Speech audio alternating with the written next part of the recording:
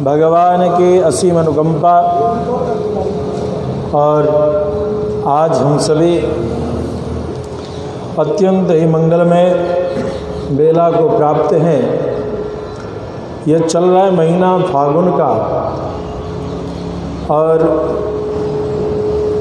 इस फागुन महीना में भगवान की कृपा से हम सभी को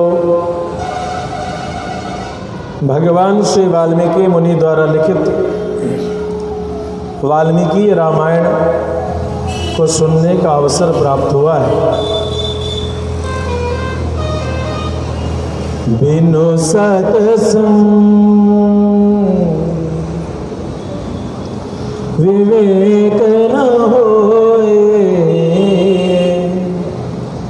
राम कृपा बिनु सुलभ न सोई।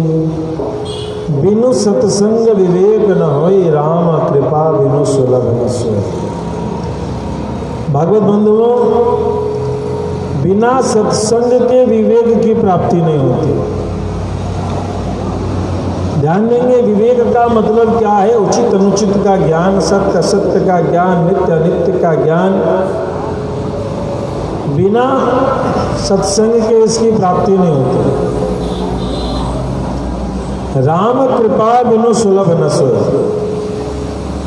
और बिना राम कृपा के, बिना भगवत कृपा के, बिना ठाकुर जी की कृपा के, बिना गुरुजन के आशीर्वाद के, राम कृपा बिनु सुलभ न सोई। वह सुलभ नहीं होता। मतलब कि सत्संग होते हुए भी हम उसकी प्राप्ति नहीं कर पाते। प्रेम श्री भक्तवत्सल भगवान की। तो फिर आपके मन में शंका होगी कि भैया इतनी सारी कथाओं का आयोजन होता है, इतने सारे सत्संग का आयोजन होता है, लेकिन कथा को दुर्लभैव कथा लोके क्यों कह दिया? कथा दुर्लभ कह दिया, सत्संग दुर्लभ कह दिया। और एक तरफ ऐसा लगता है कि भाई खूब सत्संग हो रहा है, खूब कथा हो रही है। तो ये दोनों बात एक दूसरे को काट रहा है। प्रेमियों, एक तरफ कथा बहुत सी होती हुई दिखाई देती है और दूसरी तरफ कथा को दुर्लभ बता दिया।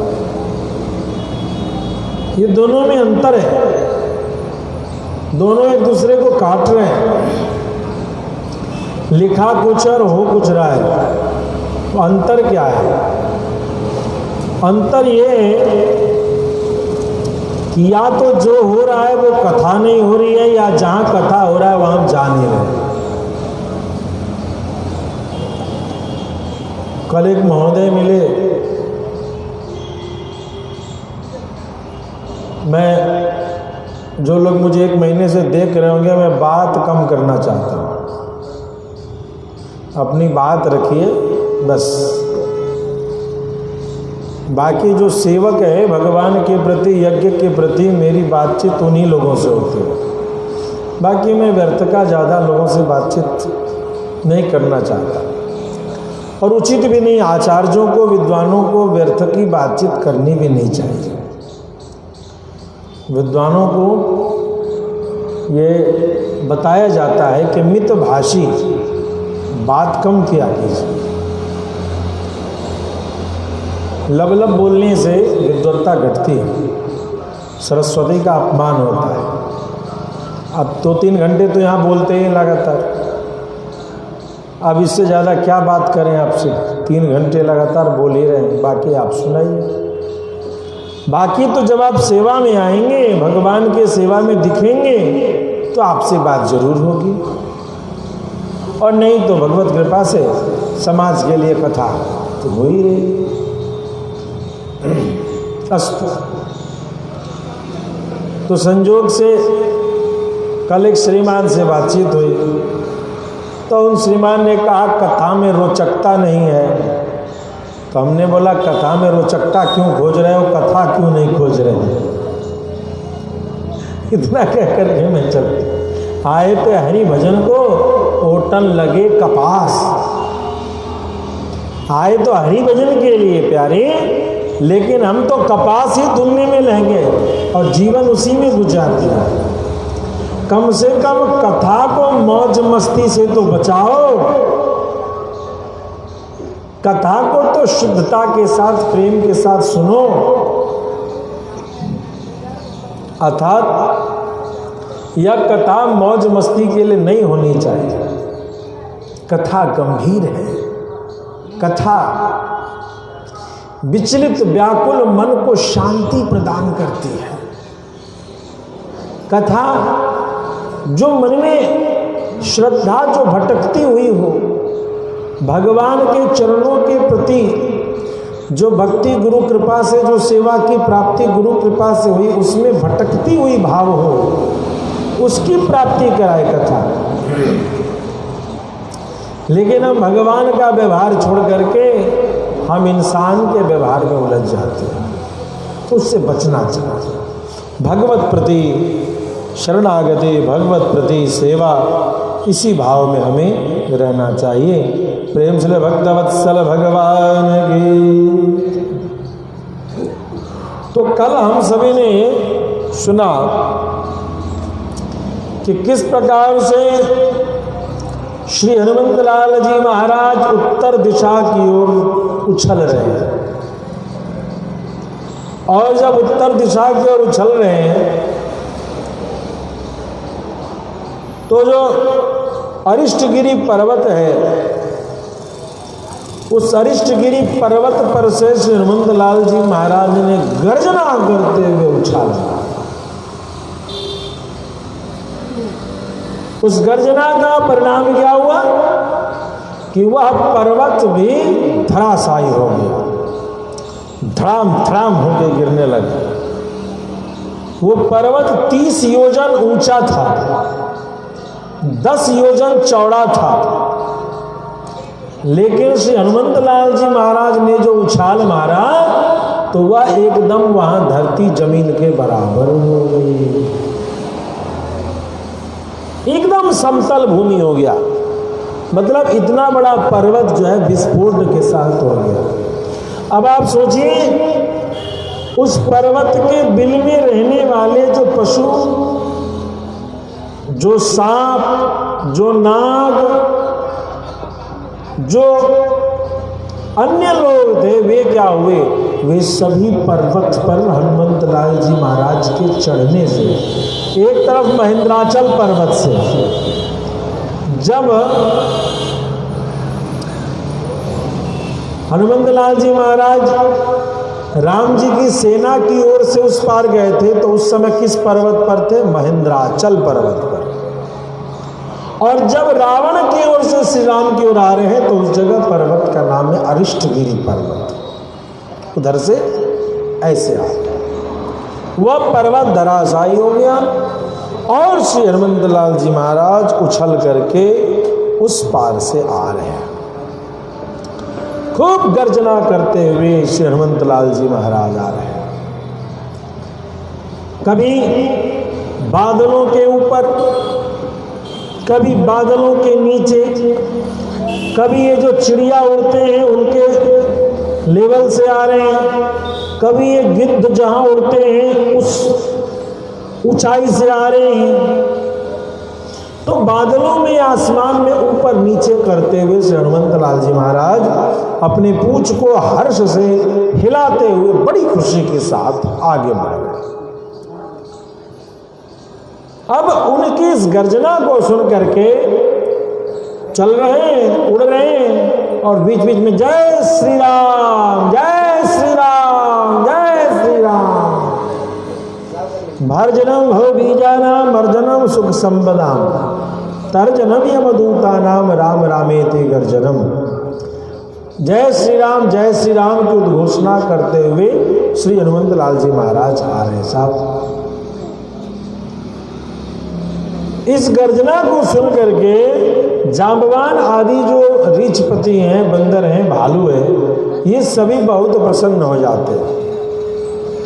और प्रसन्न होकर के जामवान जी कहते हैं कि सुनो, आज हनुमान जी की गर्जना सुन करके ऐसा लग रहा है कि काम हो गया,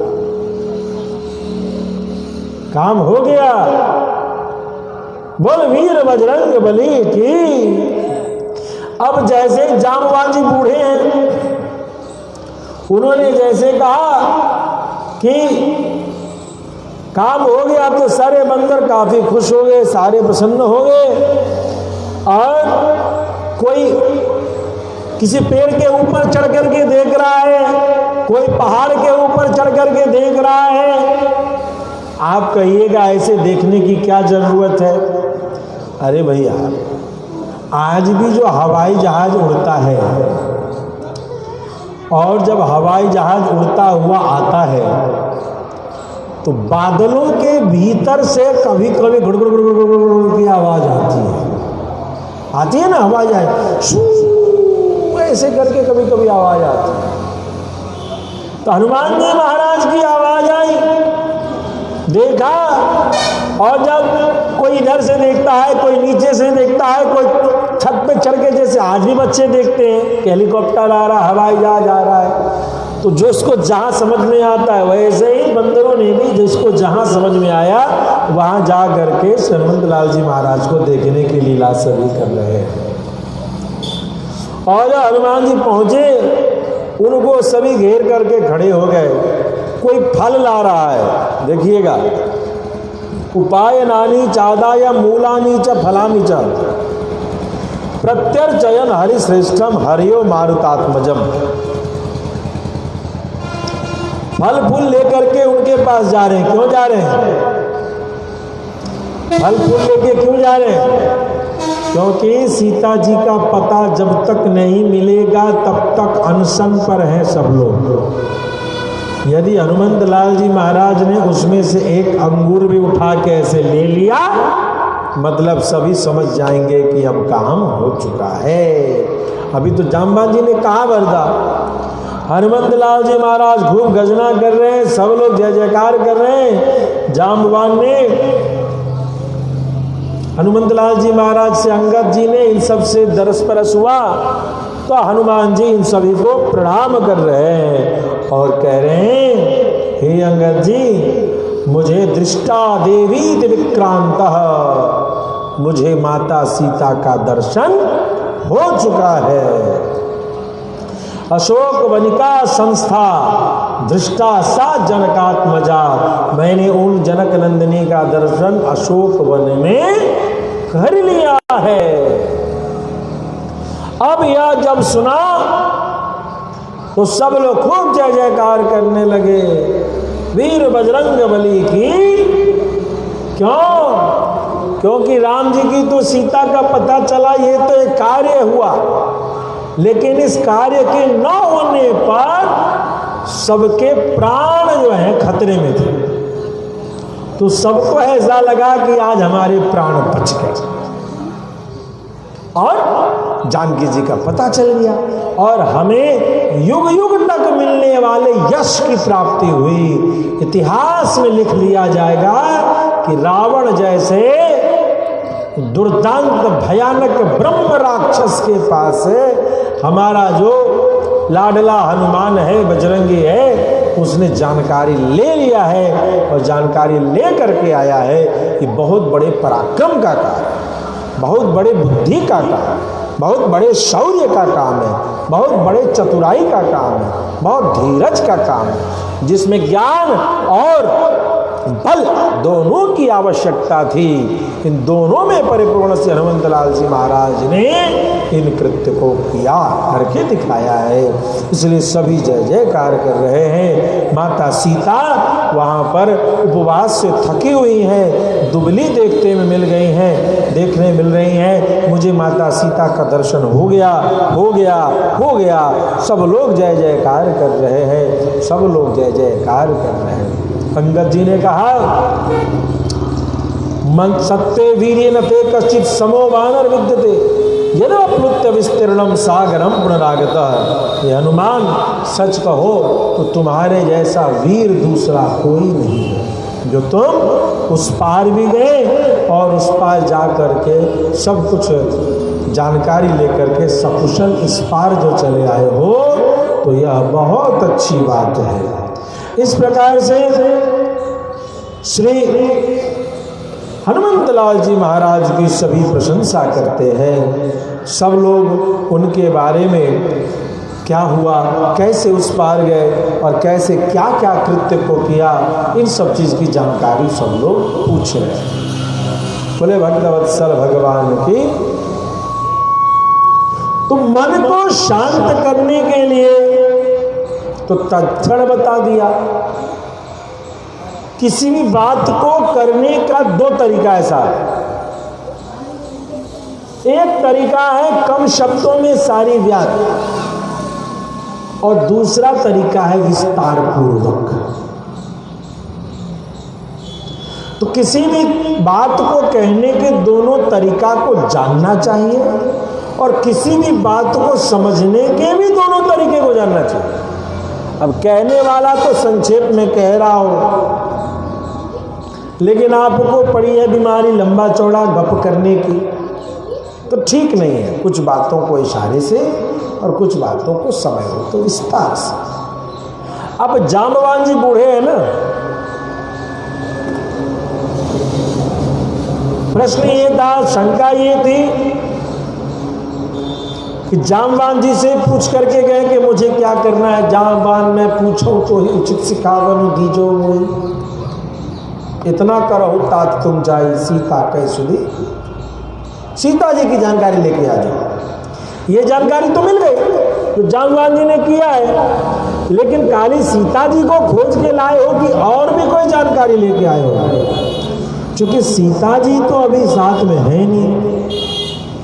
तो जब माता जानकी उपस्थित नहीं है, उनकी उपस्थिति नहीं दिख रही है,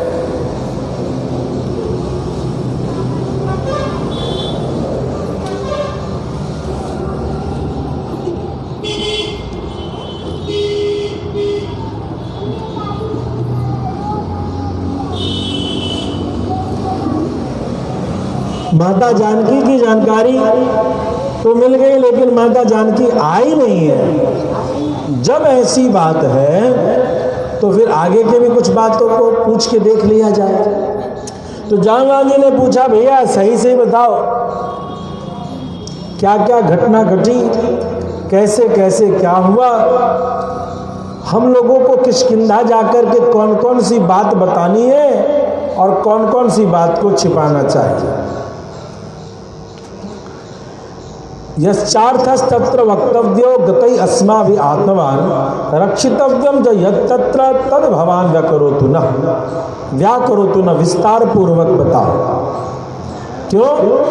हनुमान जी एक डिपार्टमेंट के एक दूत बन के गए थे, और इस डिपार्टमेंट के इस सेना समूह के नेता थे जांबवान और अंगद। तो हनुमान जी को कमांडर को अपने रिपोर्ट करना था। सीढ़ी है ना, हनुमान जी किसको रिपोर्ट कर रहे हैं? अपने टीम के कमांडर को, और वो कमांडर आगे रिपोर्ट करेंगे। सेना का यही तरीका है। तो इसलिए हनुमान जी से पूछा, बताओ कौन कौन सी बात तुम्हें ऐसा लगता है जो वहां पहुंचाने की आवश्यकता है, और किस किस बात को पहुंचाने की जरूरत नहीं है, वो भी हमें बताओ, सारी बात बताओ। तो इस तरीके से जांबवान जी के पूछने पर हनुमान जी कहते हैं, हे जांबवान जी, नमस्यं शिरसा देवे सीतायै प्रत्यभाषतम्। सीता जी को प्रणाम किया, और सीता जी को प्रणाम करके आगे की कथा को कह रहा कि जब मैं यहां से उड़ा हूं तो उस पार उड़ने पर समुद्र ने मैनाक को ऊपर किया है। समुद्र ने मैनाक पर्वत को ऊपर जाने के लिए कहा, और मैनाक पर्वत ने क्या किया है कि उसने बहुत बड़े शिखर को, बहुत बड़ी चोटी को उसने मेरे सामने खड़ा कर दिया। अब तो मैंने सोचा कि भाई इतना बड़ा शिखर, इतनी बड़ी चोटी, ये तो मेरे कार्य में समझो तो विघ्न ही है। ऐसा सोच करके मैं जो हूँ सो व्याकुल हो गया। ये लड़का जो है ना मेरे लिए सिर दर्द पैदा करके जाता है। श्री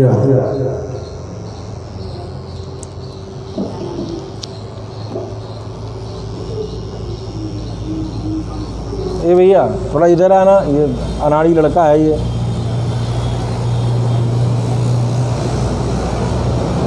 थोड़ा इधर आना, गिरेगा ये सब।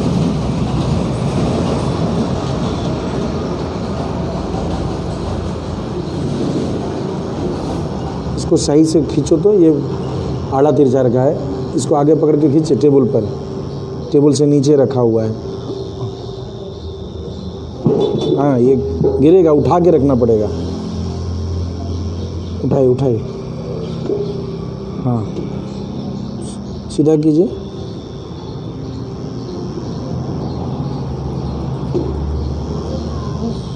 हाँ अनाड़ी लड़का है। श्रेया देना प्रेम से भक्तवत्सल भगवान की जय। उसका दिमाग रहता है खाली वो वाला हॉर्न बज रहा है कि नहीं, बस। खैर, तो जामवान जी ये जानकारी लेना चाह रहे हैं कि स्थिति क्या है, इन सब चीज़ें बताओ। श्री हनुमंत लाल जी महाराज कह रहे हैं कि मैं जब इस ओर से उस पार गया तो मेरे सामने बहुत बड़ी पर्वत शिखर खड़ा हो गया। मैंने सोचा अरे ये तो बहुत बड़ा विघ्न आया है। ऐसी परिस्थिति में मैंने अपने आप को पूरा तैयार कर लिया कि आज विघ्न यमराज भी क्यों ना मेरे सामने आ जाए, मैं आज उसको चकनाचूर कर दूंगा। और मैंने अपने पूंछ से, अपनी छाती से उस पर ऐसा प्रहार किया कि वह शिखर टुकड़े टुकड़े हो गए। फिर मैनाक ने मुझे पर्वत मनुष्य रूप में दर्शन करके बताया है कि मैं आपका चाचा लगता हूँ, आपके मित्र, आपके पिता मेरे मित्र हैं, मुझे अपना चाचा जानो। उनसे अपना दर्श परस करके मुझे रास्ते में सुरसा मिली, सुरसा को मैंने उसका नाश किया। और इन सभी प्रसंगों को बताते हैं कि सुरसा नाम इनके माता उनके मुख में गई और उनके मुख से मैं बाहर निकल के उनकी परीक्षा में उत्तीर्ण होकर जब मैं आगे जाता हूँ तो सिंहिका नाम की एक राक्षसी आती है, उसका तो मैंने नाश ही किया। और इस प्रकार से मैं जब वहाँ पहुँचता हूँ तो परिणाम स्वरूप उस पर जाने पर मुझे लंकिनी मिलती है और उस लंकिनी को मैंने जो धराशायी किया, तत्पश्चात मैं भीतर प्रवेश करता हूँ। कई नगरी, कई गांवों को, कई मकानों को, सेना की छावनी को, गलियों को, इन सबको छानते छानते छानते, सभी राजाओं के महलों को छानते छानते मुझे जानकी कहीं नहीं मिले। तो राजा रावण के निवास से थोड़ी दूरी पर अशोक वन में, वहाँ पर मुझे जनक नंदिनी का दर्शन हुआ। मैं सोच ही रहा था कि जनक नंदिनी से मैं क्या बात करूं, कैसे उनसे चर्चा करूं, कि तभी थोड़ी देर बाद रात्रि के अंतिम प्रहर का समय था कि रावण अपनी सैकड़ों सुंदरी पत्नियों के साथ वहाँ उपस्थित होता है। इतना ही नहीं, वह वहाँ उपस्थित होकर के माता सीता को डराता है। माता सीता को उसने कहा कि 2 महीने के भीतर तुम नहीं आओगे तो मैं तुम्हारा वध करवाऊंगा, तुम्हें टुकड़े टुकड़े, बोटी बोटी तुम्हें कटवाऊंगा। इस पर माता जानकी ने उन्हें भगवान श्री राम की महिमा गान करके अपने विश्वास को बताया है कि निश्चिंत रह जा, जब मेरे प्रभु श्री राम को पता चलेगा तो तेरा वध अवश्य में हो जाएगा और तब तेरी वीरता को, शौर्यता को देखूंगी। ऐसा जब कहती है तो क्रोध में तमतमाया वो राक्षस राज रावण, विवृत्त नयने क्रूरे मुष्टि मुद्दन्न दक्षिणम, दाहिना भुजा उठा करके मुक्का बना करके मारने के लिए दौड़ा है माता सीता को। तो जब वो माता सीता पर दाहिने मुक्के से प्रहार करने के लिए आगे बढ़ता है कि तभी मंदोदरी जो उसकी पत्नी थी उसने उसे ऐसा करने से रोका और कहा, स्वामी कहाँ आप इसके पीछे पड़े, चलिए मेरे साथ रमण कीजिए। हमारे पास आपके तो कई देवता, गंधर्व, यक्ष, इन सब की कई राजकुमारियां हैं, इनके साथ आप रमण कीजिए। इस गर्भिणी सीता के साथ अपने रमण की चेष्टा का त्याग कीजिए। और इस प्रकार से वो मंदोदरी उन्हें मनाती है और उन्हें मना करके वहां से जाती है। कहते हैं कि एक बहुत ही सुंदर प्रसंग है, रहस्य की बात है कि भगवान को प्रणाम, हमको किसी एक को प्रणाम करना हो। हमारे पास एक फूल हो, एक फूल में हमको पूजा करना है, तो श्री राम को पूजा करने से हमारा उद्धार होगा कि श्री जानकी जी के पूजन करने से हमारा उद्धार होगा। भाई, सभी देवताओं में शरणागत वत्सल भगवान श्री राम श्रेष्ठ है, क्योंकि वो शरणागत की रक्षा करते हैं। लेकिन अब प्रश्न ये है कि हमारे पास एक ही पुष्प है और हमें राम जी को चढ़ाना है कि जानकी जी को। तो यह बड़ा अद्भुत प्रश्न है कि राम जी को करें कि जानकी जी को। तो राम जी को जब हम समर्पण करेंगे तो उनमें धर्म की बहुत सारी बातें प्रविष्ट होंगी, लेकिन जानकी जी का क्या सूत्र है, जानकी जी को क्या चाहिए? तो त्रिजटा की बात बताते हुए हनुमंत लाल जी महाराज माता जानकी के रहस्य को बताते हैं। ध्यान दीजिएगा, इस रहस्य को त्रिजटा जानती है, इसीलिए त्रिजटा बारंबार जो है जानकी जी की चर्चा करते हैं। क्या कहती है त्रिजटा?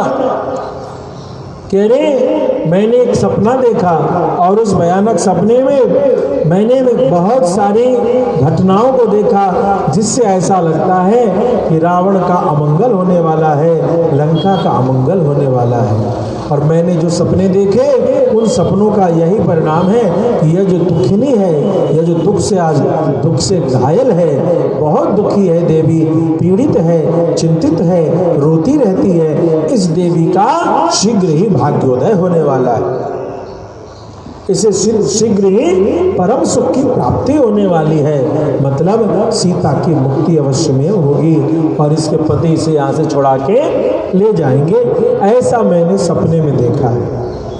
सुनो, तुम सभी लोग अपने अपराधों के लिए क्षमा याचना करो, इनसे हमें तो यही अच्छा लगता है। अपने जो अपराध आपने किया है उसके लिए सभी राक्षसियों से कहती है कि यदि अपने आप को बचाना चाहते हो तो तुम्हें तो इनसे क्षमा मांग लेनी चाहिए। सूत्र क्या कहते हैं? प्रणिपात प्रसन्ना ही मैथिली जनकात्मजा। जानकी रहस्य ध्यान देंगे। सीता जी को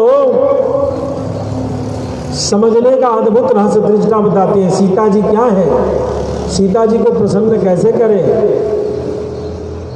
प्रणिपात प्रसन्ना ही, मात्र प्रणाम करने से, माता जानकी को बस प्रणाम करने मात्र से ही माता जानकी प्रसन्न हो जाती है।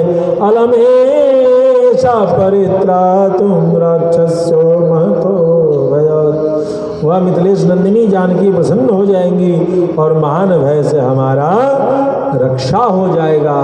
माता जानकी क्या कहती हैं? जैसे त्रिजटा ने कहा, अरे सब लोग इनको प्रणाम करो, डराना बंद करो। हनुमान जी बता रहे, त्रिजटा बोल रही है सबको कि सब इनको प्रणाम कर लो तब बच जाओगे। नहीं तो जो आज मैंने सपना देखा है कि जैसे आसमान से तारे टूट के गिरते हैं, वैसे राम लक्ष्मण के बाणों की बरसात होने वाली है। यदि चाहती हो कि राम लक्ष्मण के बाण न लगे, यदि चाहती हो कि जो लंका बंदर जो लंका को जलाएगा उसमें तुम न जलो, यदि ये सब चाहती हो तो तुम एक काम करो, इस देवी को प्रणाम करो, इस देवी को प्रणाम। बोलो भक्तवत्सल भगवान की। आज लंका में 2 देवी पहुंच गई थी। एक देवी जो चैत्य प्रसाद उस विशाल मंदिर के भीतर जिसकी पूजा होती थी, और एक देवी जो अशोक वाटिका के नीचे बैठी थी। जय हो मास्टर साहब। 2 देवी की पूजा। एक बार की बात है, कथा में एक भक्तानी थी जो भूत प्रेत खूब पूजती थी, वही मेरी जजमान बनी थी। उनके यहाँ देवी भागवत की कथा तो खूब खेलते ना भाव में, तो खूब खेल के एक प्रेत के बाद दूसरा, दूसरे के बाद तीसरा, तीसरे के बाद कई प्रेत आते रहे। तो उसमें से एक ने कहा मेरा नाम तारा है, मुझे नहीं पहचानते हो? ने कहा तारा है तो क्या, तो हमारी पूजा नहीं हुई है? तुम्हारी पूजा नहीं हुई? तो नहीं। तो हम बोले भैया भगवती का तो पूजा हो रहा है, तो कौन तारा है? तो कहती है, तब कहती है मैं जिंदा तारा नहीं हूं, मैं मुर्दा तारा हूं। कि मुर्दा तारा है तो चुपचाप भगवान का प्रसाद तुम्हारे निमित्त वहां छूटता है, तुम सभी के निमित्त उसको खाओ पियो, मस्त रहो, चली गई। मतलब ये कि ये जो भाव में आकर के जो कहती हैं कि मैं तारा हूं, मैं काली हूं, मैं ये हूं, मैं वो हूं, सच पूछिए तो ये कोई नहीं होता। ये भटकती हुई आत्मा है जो आपके भीतर तारा काली नाम से पूजा अपना करवा लेती है। ये भटकती हुई आत्माएं हैं। तो बिरला ही किसी को भगवान का दर्शन प्राप्त होता है। और नित्य प्रति झट सच झूठ बोल करके जीवन जीने वाला कह रहा है कि मुझे तारा और भगवती और कालिका दुर्गा जी मैंने सिद्ध कर लिया है, अब तो मैं सबको मेरे को दर्शन होता है। और ये सभी प्रेत आत्मा है जो अपने रूप को बदल बदल करके उस पूजने वाले को दर्शन देता है और अपनी पूजा करवा लेता है। बोलो भक्तवत्सल भगवान की। तो वैसी देवी का जो है नाश हो गया। निकुंभिला देवी का मंदिर था, उस मंदिर को तोड़वा दिया हनुमंतलाल जी महाराज ने। और अब जानकी जी के प्रणाम करने की त्रिष्ठा बोलती है। तो माता सीता ने क्या बोला? तथा सारी मति बालो भद्र विजय हर्षित अवोचर यदि तत्तच्छं भवेयं शरणं विवा। हे मैया, हे माता त्रिष्ठा, तुम जो कह रही हो यदि वही होगा तो सच जानो मैं तुम सब की रक्षा मैं करूंगी। तुम सब की रक्षा मैं करूंगी।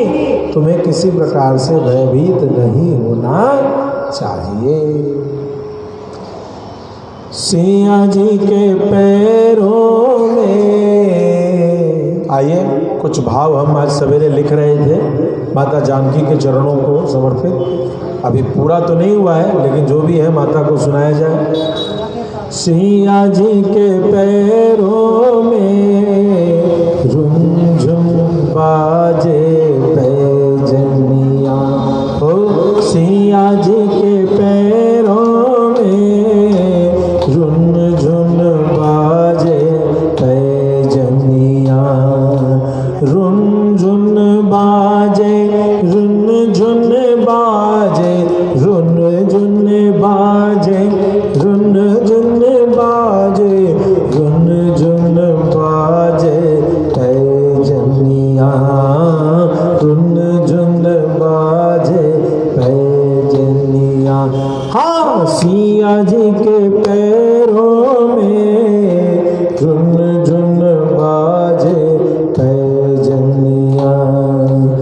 इन चरणन में प्रीति भरत की। ये जो माता के चरण है जिसकी पूजा त्रिजटा कर रही है आज, ये चरणों की पूजा कौन कौन किए हुए?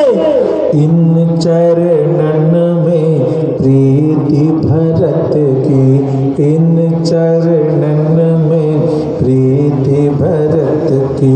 श्रद्धा सुमिरन धर्म मूरत की, श्रद्धा सुमिरन धर्म मूरत की। माथे लगाए उनकी ज्योतियाँ, माथे लगाए उनकी ज्योतियाँ, रुन झुन बाजे भैजनिया, रुन झुन बाजे भैजनिया। सिया जी के पैरों में रुन झुन बाजे भैजनिया, रुन झुन बाजे भैजनिया। भरत जी ने कब जूतियां धारण की हैं? जब ब्याह करने गए तो मिथिलानियों ने एक जूती लिया सिया जी का, और उस जूती को कपड़े से, सुंदर कपड़े से ढक दिया, और कपड़े से ढक करके मिथिलानियां जाती हैं लड़कों के पास। चार दामाद है ना, कहानी सुन रही हो? कथा सुनाई दे रही है? हैं? क्या लेके गए? जूती। जूती को लगा दिया कपड़े में सुंदर, उसको फूल से सजा दिया, फूल अक्षत सजा दिया, दिया बत्ती कर दिया, और दिया, हाँ पूरी तैयारी। और लड़कों के पास गई कि देखो देखो तुम्हारे पिताजी बड़े भुलक्कड़, तुम्हारे बाबूजी बड़े भुलक्कड़ पड़ गए, तुम बने घनचक्कर, तुम बन गए घनचक्कर। तो राम जी बोले, तो अरे पिताजी क्या भूल गए? अरे तुम्हारे पिताजी को कोई रस्म नहीं मालूम है, लड़का हो गया बुढ़ापे में, बुढ़ापे में 7,000 साल में तो लल्ला को गोद में खिलाने का मौका मिला। अब रही बात, इस परिस्थिति में ब्याह का भी न्योता मिल गया, दिमाग काम नहीं किया, लड़का पहले पीछे से बाराती, तो सारा रिवाज भूल गए। एक रिवाज है तुम्हारे यहाँ का, माता कौशल्या का संदेशा आया है। किसका? किसका संदेशा? माता कौशल्या ने संदेशा भेजा है, कुल देवी का पूजा तो किया नहीं, तुम चले आए ब्याह करने के लिए। कुल देवता का पूजन तुमने किया नहीं, चले आए हो ब्याह करने के लिए। ये लो, कुल देवता को पूज लो, आरती कर लो। अब राम जी बोले कि देखिए,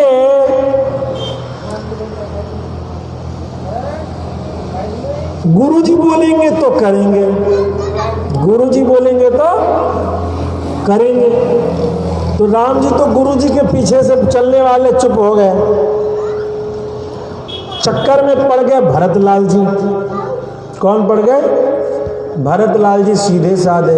सभी देवियों ने कहा, सखियों ने कहा, अरे भैया लाज बचाओ माता की, माता कौशल्या की लाज, माता कौशल्या की बात ये राम नहीं मान रहा है, लखन नहीं माने हैं, तुम तो बड़े धर्म धुरंधर हो, तुम तो मानोगे, तुम देखने में अच्छे लगते हो। और राम तो बारात में भी नहीं था दूल्हा बन करके, राम के बदले तो दूल्हा भी तुमने बन करके अयोध्या की इज्जत बचाई, लेकिन इस परंपरा को तो करोगे, कुल देवता को पूजोगे तो क्या करना है? अरे कुछ नहीं, तुम्हारी माता ने कहा है कि बस इसको अपने माथे से लगा लो तो कुल देवता का पूजन मान लिया जाएगा। भरत जी ने कहा बस लाओ परात। वो परात लिया और अपने माथे पर रख लिया। अब सखिया हंसने लगी, मजा आ गया, आ गया, वाह रे बढ़िया दूल्हा है, बढ़िया दामाद है। क्या? अरे पूजने को कछु न मिला, हमारी किशोरी जी की जूतियां ही आज तुमसे हमने पूजा करवा दी। पर्दा हटाया तो जानकी जी की जूतियां। अब तो भरत जी उन जूतियों को लेकर के बारंबार माथे पर जय जयकार करने लगे कि आज से यही हमारी कुल देवी रहेंगी। आज से मैं इनको ही कुल देवी मानूंगा और मैं तो इन्हीं जूतियों के ही शरण में रहूंगा।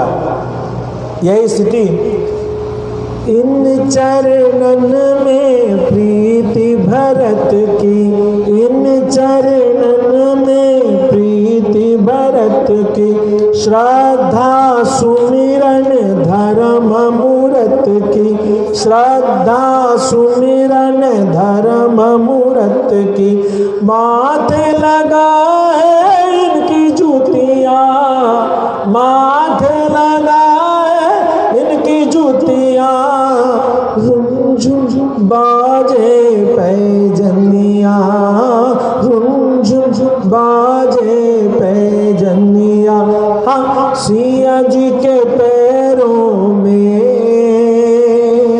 रुंझुन बाजे पैजनिया, सिया जी के पैरों में रुंझुन बाजे पैजनिया, इन चरणन में प्रीति लखन की, इन चरणन में प्रीति। श्री जानकी जी के चरणों में कौन समर्पित है? लखन लाल जी। इन चरणन में प्रीति लखन की, इन चरणन। आइए सिया जी के चरणों की पूजा इसी स्तुति से हम लोग करें। इन चरणन में प्रीति लखन की, इन चरणन में प्रीति लखन की, सेवा समर्पण तपसी मूरत की, सेवा समर्पण तपसी मूरत की। भला लक्ष्मण जैसा सेवा कोई कर सकता है? लक्ष्मण जैसा समर्पण कोई कर सकता है? लक्ष्मण जैसी तपस्या कोई कर सकता है? इन चरणन में प्रीति लखन की, इन चरणन में सेवा समर्पण तपसी मूरत की, सेवा समर्पण तपसी मूरत की।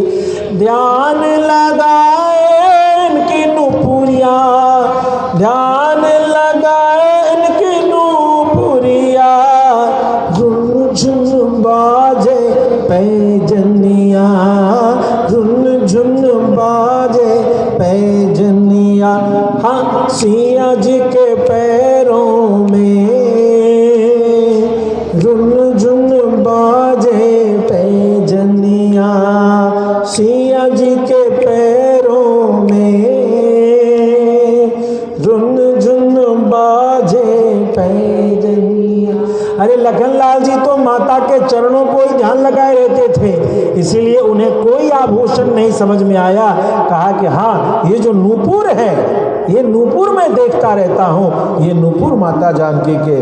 और इन चरणन में प्रीति त्रिजटा की, इन चरणों में प्रीति त्रिजटा की, धीरज ममता प्रेम मूरत की, धीरज ममता प्रेम मूरत की। कितना धीरज! 1 साल तक माता जानकी को किसी ने अपने पुतली के जैसे कोई आंख को बचाता पलक से, वैसे किसी ने बचाया तो त्रिजटा ने बचाया। इसीलिए त्रिजटा सन बोली कर जोरी, मात विपत्ति संगिनी तय मोरी। माता जानकी को ढाढ़स बंधाने वाला कोई दूसरा नहीं था, माता त्रिजटा थी। तो उन्होंने धीरज बंधाना, माँ के तरीके से ममत्व किया और प्रेम की पाठ बताती थी कि तुमसे राम प्रेम करते हैं तो जरूर आएंगे। इन चरणन में प्रीति त्रिजटा की, इन चरणन में प्रीति त्रिजटा की, धीरज ममता प्रेम मूरत की, धीरज ममता प्रेम मूरत की। हर पल नियारे इनकी सूरतिया, हर पल नियारे इनकी सूरतिया, रुनझुन बाजे पैजनिया, रुनझुन बाजे पैजनिया, सिया जी के पैरों में रुनझुन बाजे पैजनिया। जी के पैरों में रुन झुन बाजे पैजनिया, इन चरणन में प्रीति राघव की। राघव जी भी इन चरणों की पूजा करते हैं। इन चरणन में प्रीति राघव की, इन चरणन में प्रीति राघव की। समता करुणा न्याय मूरत की, समता करुणा न्याय मूरत की। राम जी से बड़ा समत्व की बात करने वाला कौन है? निषाद को निषाद राज कह गए, कपि को कपिराज कह गए, रिच को रिच राज कह गए। सबको राजा कहते हुए, प्रेम करते हुए पूरे भारत के प्रति समूह के, हर समूह के मुखिया को राजा राजा सम्मान करते हुए चले गए। ऐसे राम करुणा, भगवान राम तो करुणा निधान सुजानशील स्नेह जानत राव रोई भाति गौरी असीस सिनी। तो ये जो करुणा निधान है भगवान, अन्याय प्रिय भगवान, किसी के साथ राम जी ने अन्याय नहीं किया। ऐसे न्याय की मूर्ति है राम जी। इन चरणन में प्रीति राघव की, इन चरणन में प्रीति राघव की। समता करुणा न्याय मूरत के, समता करुणा न्याय मूरत की। भेजे प्रेम संदेश पतिया, भेजे प्रेम संदेश पतिया। रुन झुन बाजे पैजनिया, रुन झुन बाजे पैजनिया। हाँ, सिया जी के पैरों में रुन झुन बाजे पैजनिया। हो सिया जी के पैरों में रुन झुन बाजे पैजनिया। बोल सीताराम नाम भगवान की। तो इन पैरों की, इन चरणन की को प्रणाम करने से, हमारी जानकी जी के आगे तो बस आप प्रणाम कर लीजिए। परिपात प्रसन्ना ही मैथिली जनकात्मजा। इस प्रकार से त्रिजटा बार बार त्रिजटा मैया माता सीता को स्वस्थ रखती हैं। और इस प्रकार से मैंने जो है माता त्रिजटा के उस संदेश के पश्चात मैं आया नीचे। माता जानकी को मीठी मीठी राम कथा मैंने बहुत सोच समझ करके कहा, उनको विश्वास दिलाया। उनको विश्वास दिला करके, उनको अंगूठी दे करके उनसे चूड़ामणि लिया। चूड़ामणि लेने के बाद उनको विश्वास दिलाने के लिए मैंने पूरी अशोक वाटिका को तहस नहस किया। रावण के भेजे सारे राक्षसों को मारा और उसके प्यारे बेटे अक्ष कुमार को पैर पकड़ कर 100 बार घुमा करके युद्ध में धराशायी किया। जब रावण मुझसे मिला है तो मैंने उसको शांति की सारी बात कही है, लेकिन वह मानने को तैयार नहीं है। परिणाम स्वरूप मेरे पूंछ में आग लगाई जाती है और राम जी की कृपा से मुझे उस अग्नि से तनिक भी भय नहीं हुआ और मैंने पूरी नगरी जला लिया। मुझे भय तो हुआ माता जानकी का, लेकिन मैंने माता जानकी को स्वस्थ देखा है और तत्पश्चात मैं इस पार आया हूँ। आप सबों के तब तेज से राम जी की कृपा से यह कार्य पूर्ण हुआ। इस प्रकार की बात कहते हैं माता जानकी देखने में तो ऐसी है कि न तग्नि शिखा कूर्या संस्पृष्टा पाणिना सदी जनक सुता कूर्या जग क्रोध कलुषीकृता। मैं एक बात कहना चाहूंगा कि माता जानकी तो ऐसी है कि जैसे हाथ से अग्नि की लपट भी छू जाए तो जितना जले उससे कहीं ज्यादा यदि माता जानकी क्रोध करके किसी को देख ले तो वह नष्ट हो जाए। लेकिन अवश्य में माता जानकी ने क्रोध करके अभी लंका को नहीं देखा है, रावण को नहीं देखा है।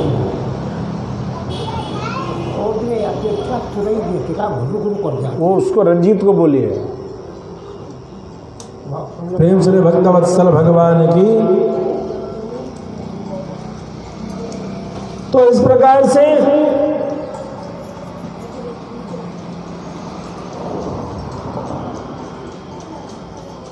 भगवान की ऐसी कृपा हुई कि भगवान श्री राघवेंद्र सरकार की लीला से हम सब इस बात को देख रहे हैं और यहाँ अनुभव कर रहे हैं कि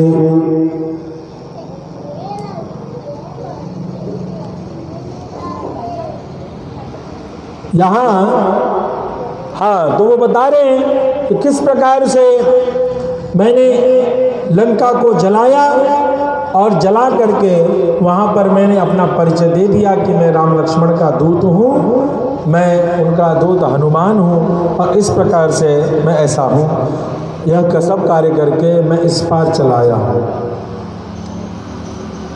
तत्पश्चात अंगद कहता है कि देखिए हम लोग उस पार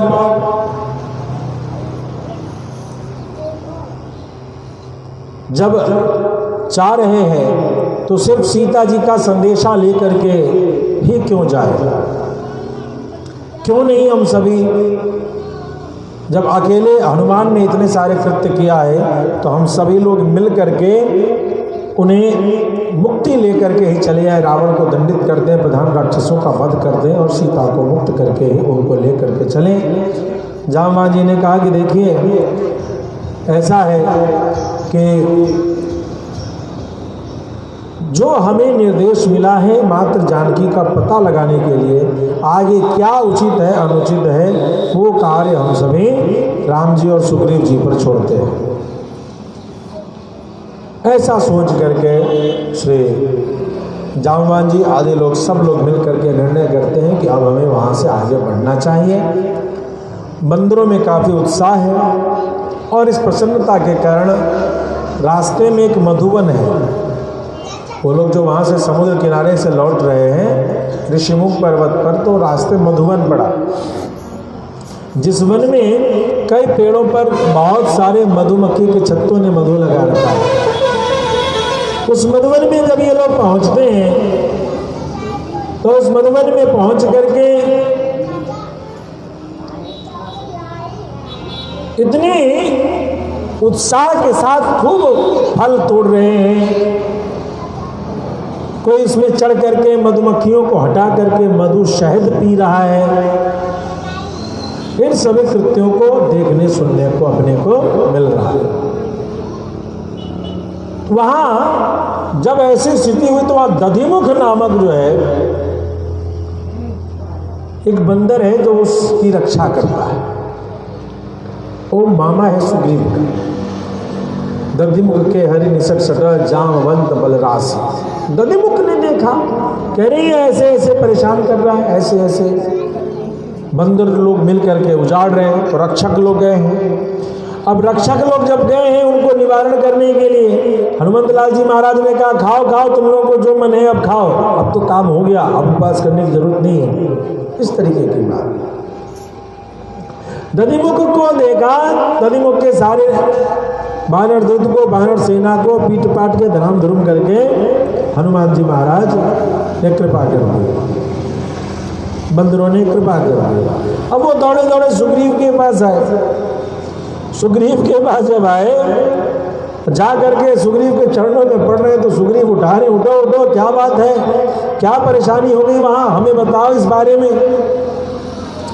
उन्होंने बताया कि देखिए ऐसे ऐसे जो है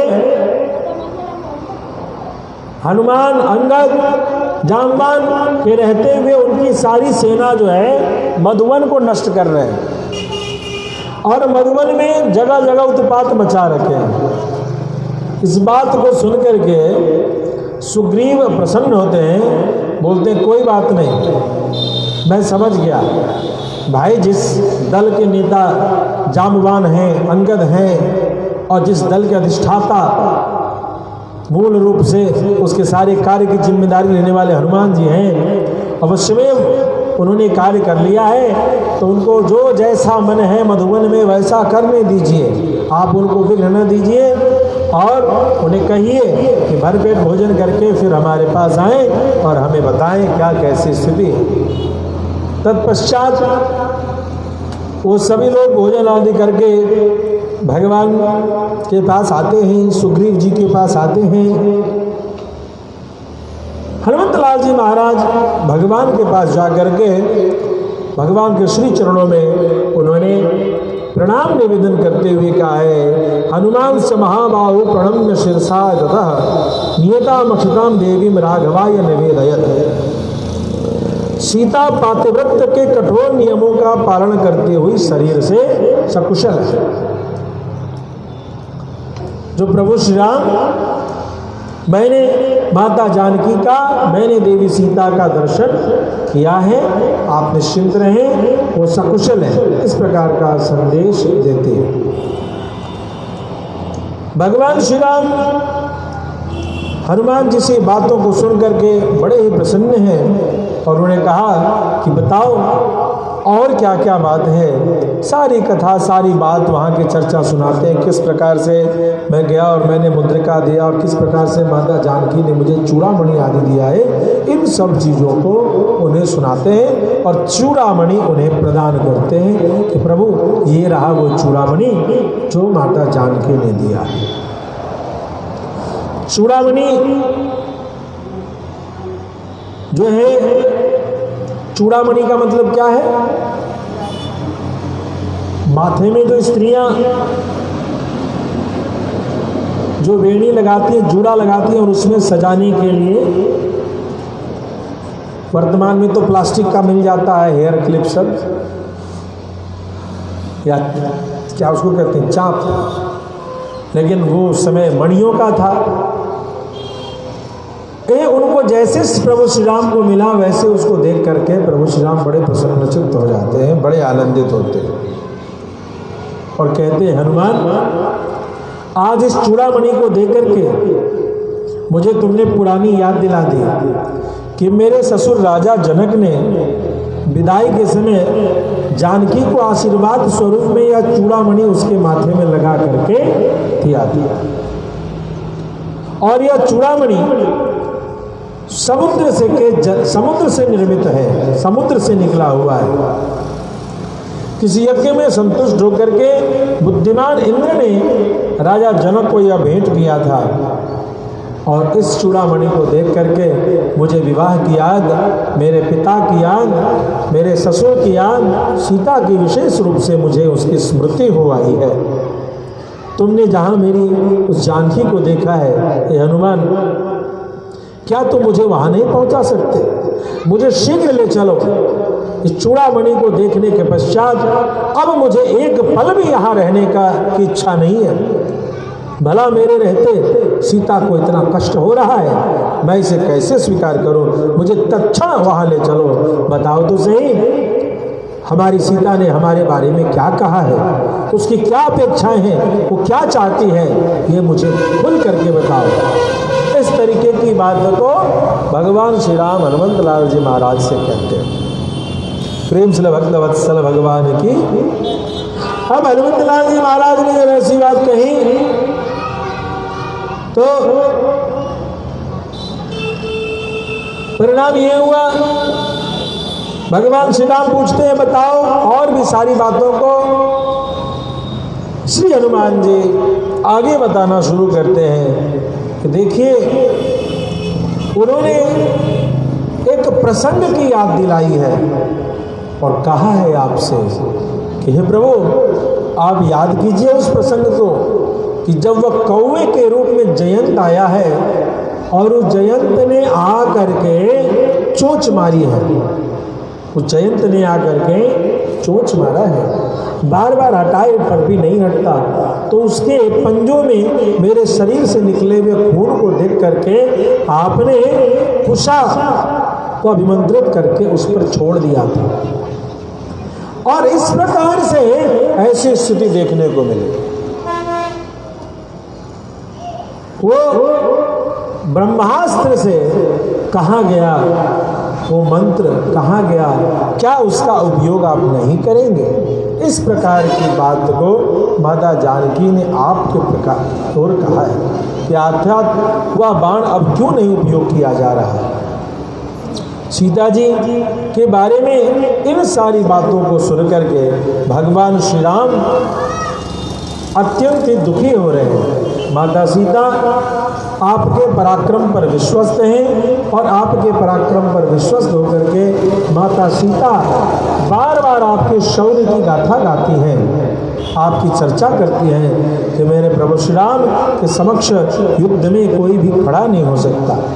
मैंने बार बार माता जानकी को यह विश्वास दिलाया है कि आप निश्चिंत रहें। सुग्रीव, राजा सुग्रीव, श्री राम, श्री लखनलाल जी, ये सभी लोग मिलकर के असंख्य वानर समूहों के साथ तुरंत ही लंका पहुंचने वाले हैं और आपको यहाँ से मुक्ति प्रदान करने वाले हैं। ऐसा कह करके मैंने उनको सांत्वना दिया है। प्रेम श्री भक्त वत्सल भगवान की। अब हम सभी युद्ध कांड की कथा को सुनने के लिए उपस्थित हैं। हनुमान जी के द्वारा यथावत जैसा हनुमान जी ने देखा वैसी चर्चा सुनी। एक और देखिए, रामायण कई हुए और इसमें रामायण इन्हीं समस्त कविताओं में जितने भी काव्य हैं, समस्त काव्यों में जो श्रेष्ठ काव्य है वो वाल्मीकि रामायण है। तत्पश्चात वाल्मीकि रामायण के बाद कई रामायण की रचना हुई। भारत में ही नहीं, देवी और सज्जनों इस बात को ध्यान से सुने, भारत में ही नहीं पूरे विश्व में रामायण की कई भेद हैं, कई विभिन्नताएं हैं। जैसे दास को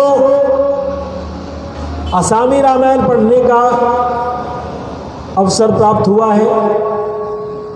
दास ने वाल्मीकि रामायण का अध्ययन किया है, दास ने आनंद रामायण का अध्ययन किया है, दास ने अध्यात्म रामायण का अध्ययन किया है, दास ने रामचरितमानस का अध्ययन किया है।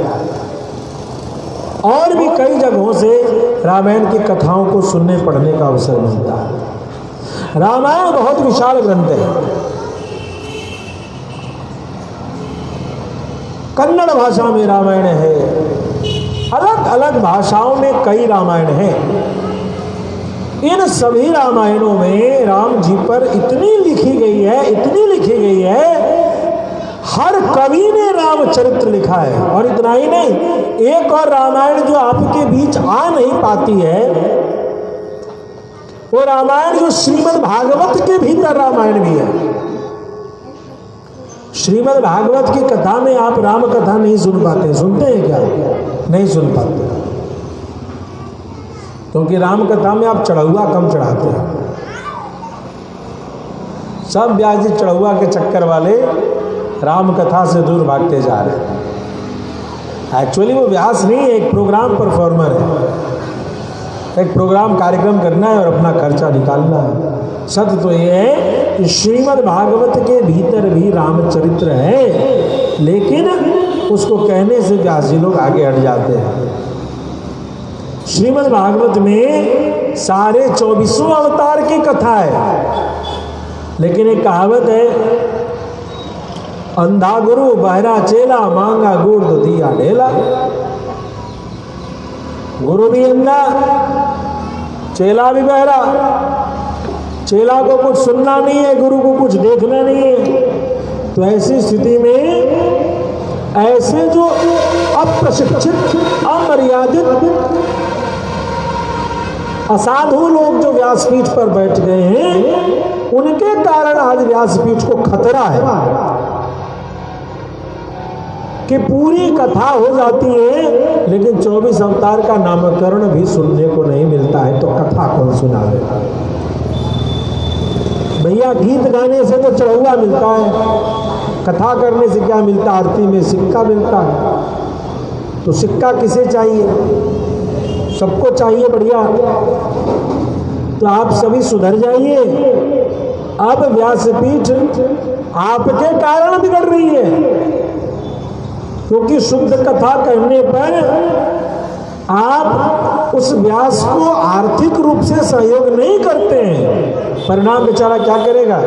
वो कथा को छोड़ देता है। बैनर में लिखा होता है भागवत कथा, लेकिन वो कथा नहीं हो पाती है। 24 अवतार की कथा है। मैंने इसीलिए आपको ध्यान दिलाया कि आपने जीवन में कई बार भागवत कथा सुनी होगी, लेकिन भागवत कथा में एक बार भी रामचरित्र नहीं सुना, जबकि श्रीमद् भागवत में भी राम कथा उपस्थित है।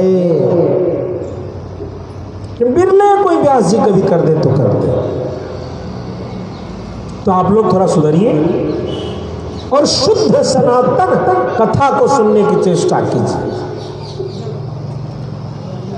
बच्चे को टॉफी दिया जाता है इसलिए नहीं कि टॉफी खा करके जीवन यापन करे। टॉफी के लोभ में बच्चा पढ़ ले। सिर्फ टॉफी खाएगा तो उसका दांत जो है जो सड़ जाएगा, डॉक्टर के पास जाना पड़ेगा, डॉक्टर का धंधा चलेगा ज्यादा। ठीक इसी प्रकार से कथा में प्रयोग होने वाली जो आकर्षक जितनी सामग्रियां हैं, इतना ज्यादा बढ़ गया है। अब पंडित की दक्षिणा कम और ढोल बजाने वाले की दक्षिणा ज्यादा, झांकी वाले की उससे ज्यादा और कैमरा वाला सबसे ज्यादा। सियावर रामचंद्र की है। क्यों?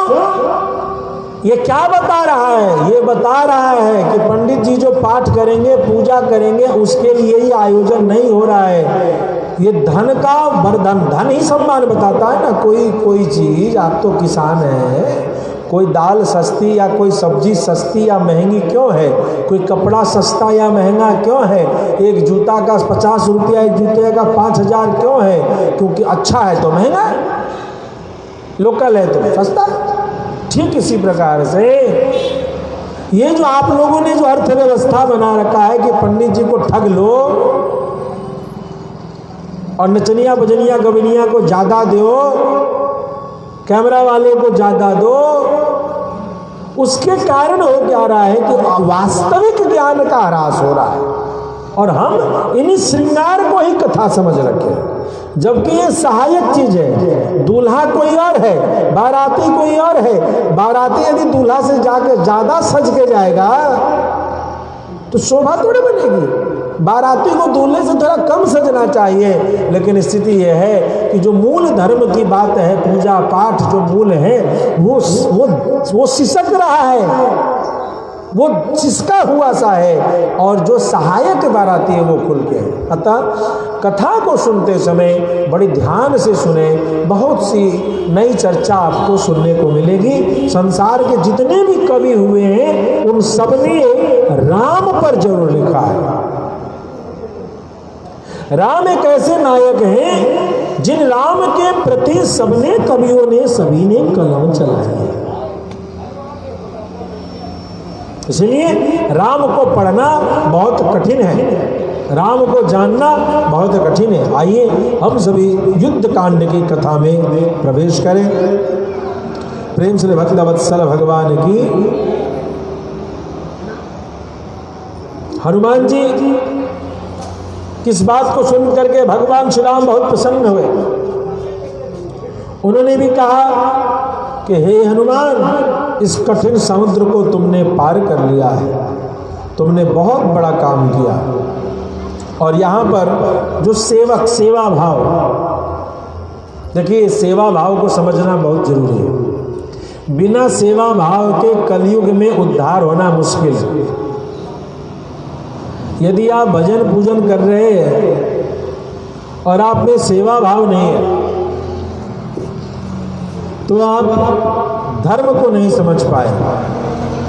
इसलिए भगवान श्री राम जो उपदेश दे रहे हैं उस उपदेश को बड़े ध्यान से सुने कि सेवक 3 प्रकार के हैं।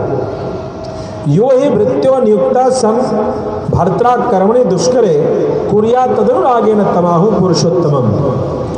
वह सेवक उत्तम है जो स्वामी के द्वारा किसी कठिन कार्य में लगाए जाने पर भी उसे पूरा करके और उसी से मिलता जुलता दूसरे कार्य को भी कर ले। यानी कुछ और काम जिससे कि जो मेन काम कहा गया है उसको बल मिले और उसको लगे कि इससे अच्छा होगा इस विषय में, तो उसको करता हुआ ही चला जाए। वह श्रेष्ठ पुरुष है। दूसरा मध्यम श्रेणी का सेवक, यो नियुक्ता परम कार्यम न कुर्यान नृपते प्रियम भृत्यो युक्त समर्थ च तमाहुर मध्यमम नरम। जिस कार्य के लिए उसे भेजा जाए उस कार्य को तो कर ले, लेकिन दूसरा एक और काम जो उसे लगे कि राजा को या अपने स्वामी को इससे अच्छा रहेगा वह न करे। कर सकता है, जान रहा है, लेकिन न करे, वह मध्यम सेवा। और निम्न कौन है? नियुक्ता निपते कार्यम न कुर्याद समाहिता भृत्यो युक्त समर्थ च तमाहु पुरुषाधवम। जिस कार्य में नियुक्ति हो जाए कि तुमको इस काम को करना है, वह सब कुछ बुद्धि भी है, विवेक भी है, सब होते हुए भी उस काम को ही ना करे जिस काम को करने के लिए कहा गया है, वो सबसे नीच सेवक होता है। तो तीन प्रकार के सेवक। अब इसको ऐसे समझिए कि एक बार एक राजा पहुंचा। राजा के पास एक सामान्य प्रजा पहुंची और उसने कहा, महाराज आप बड़े अन्यायी हैं। क्यों अन्यायी हैं? अन्याय कैसा, क्या कर रहे हैं? हम दिन भर इतना मेहनत करते हैं लेकिन हमको कोई लाभ नहीं मिलता है, हमारी मजदूरी इतना। और वो मंत्री जो है इतना बढ़िया कपड़ा जीट बूट धारण करके पूरा एकदम पिटफाट रहता है, उसको आप हमसे कई गुना ज्यादा तनख्वाह देते हैं। उसके तो कपड़े का क्रीच भी नहीं टूटता है, तो क्या करें? इस प्रकार की बात, शंका है। राजा ने कहा, ओ हो रुक जाओ, एक बात बताता हूं, सुनो। ये सड़क देख रहे हो? तो हाँ, अच्छा है, इस सड़क में एक बैलगाड़ी जा रहा है और इस बैलगाड़ी में देखना ये बैलगाड़ी कहां से आ रही है। इस बैलगाड़ी को देखना कहां से आ रही है। गए महाराज, ये बैलगाड़ी यहां से आई है। अच्छा, जा कहां रही है? फिर गया पूछने, फिर बता गया, हाँ कहाँ जा रही है? तो यहाँ जा रही है। अच्छा, उस बैलगाड़ी को चला कौन रहा है? उस बैलगाड़ी को चला कौन? फिर गया तो नाम पूछ गया। फिर थका हारा एक घंटे बाद आया और बैलगाड़ी तो आगे बढ़ती जा रही है। अभी राजमार्ग पे थोड़ी दूरी पे थी, अब तो आगे बढ़ रही है। फिर दौड़ाया राजा ने। अच्छा, उसने सामान क्या ले जा रहा है? फिर दौड़ करके गया, फिर पूछ के आया, बेचारा थक चुका है। महाराज ये सामान लेके जा रहा है। कितना सामान लेके जा रहा है? महाराज वो बैलगाड़ी बहुत आगे चला गया है,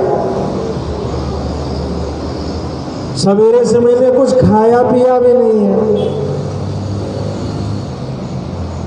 थक गया हूं।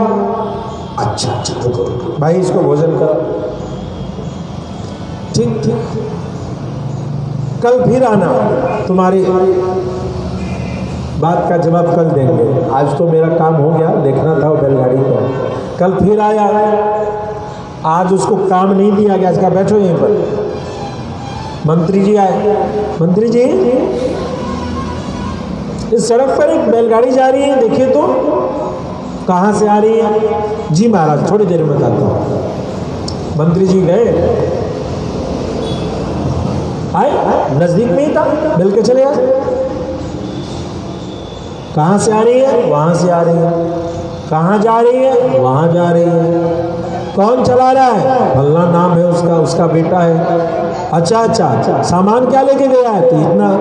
अच्छा, कितना सामान है? तो इतना है। क्यों ले जा रहा है? तो सरकार वो व्यापार करने के लिए, उधर कम दाम मिलेगा, इधर ज्यादा मिलेगा, व्यापारी है, उसी उद्देश्य से जा रहा है। मैंने सामान देखा है, यदि वो सामान आपको पसंद हो तो कहिए, उसे ले ले।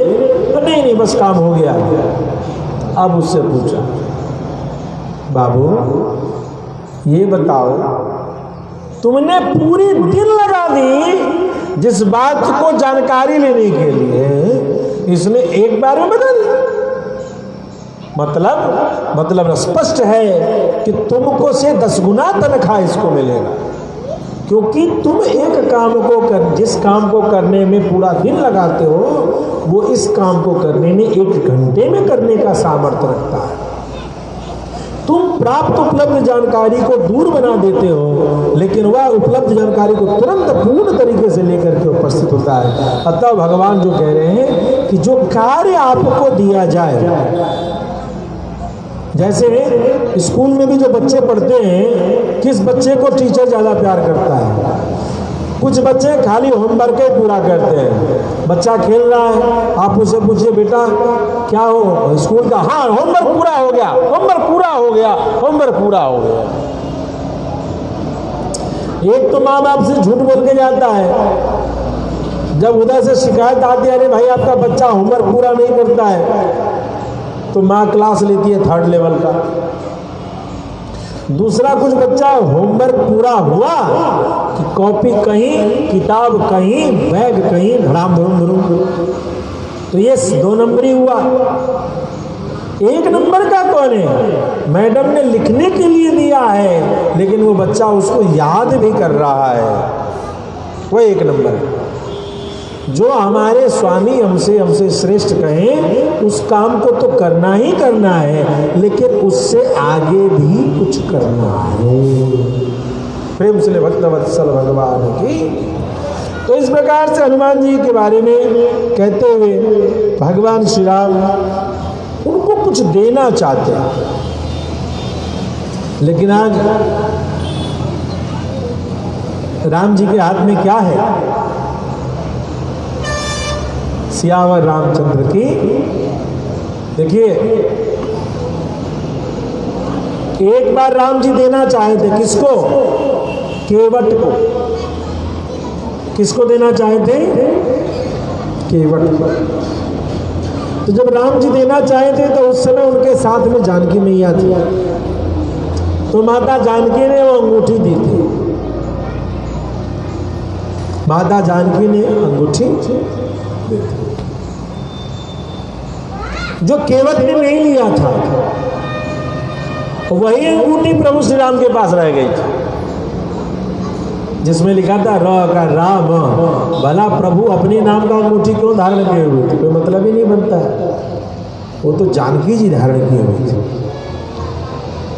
वह संजोग से राम जी के पास था। और वही 3 मुद्रिका डाली, तब वही अंगूठी भेजा गया है। अच्छा, बहुत लोग पूछते हैं कि जब राम जी मसक समान रूप कभी धरी हुए तो अंगूठी कहाँ गया? आपको पता है?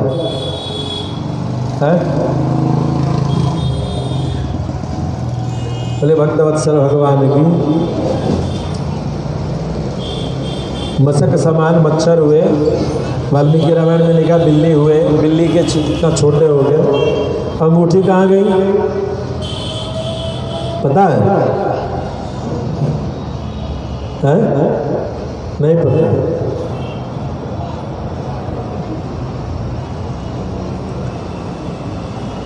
जैसा तुम्हारा सवाल है, यदि वैसे दिमाग लगाओगे तो हनुमान जी बड़े से जब छोटे हुए तो गदा वहीं धरती पर छोड़ के चले गए रहते। अरे खाली अंगूठी है थोड़े था, जनेऊ था, गदा थी, खड़ाऊ था, हनुमान जी का लंगोटा था, बहुत सारे जो मुकुट आदि थे सब तो थे उनके पास।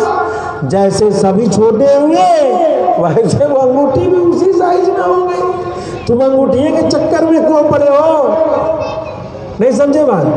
जैसे सभी छोटे हुए समानुपात में वो अंगूठी भी छोटी हो गई, और जब हनुमान जी बड़े हुए तो अंगूठी बड़ी हो गई।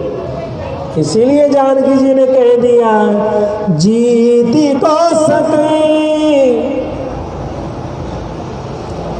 अजय रघुराई, माया तेस रची नहीं जाई। कोई माया इसका निर्माण नहीं कर सकती। यह अंगूठी किसकी है? राम जी की अंगूठी।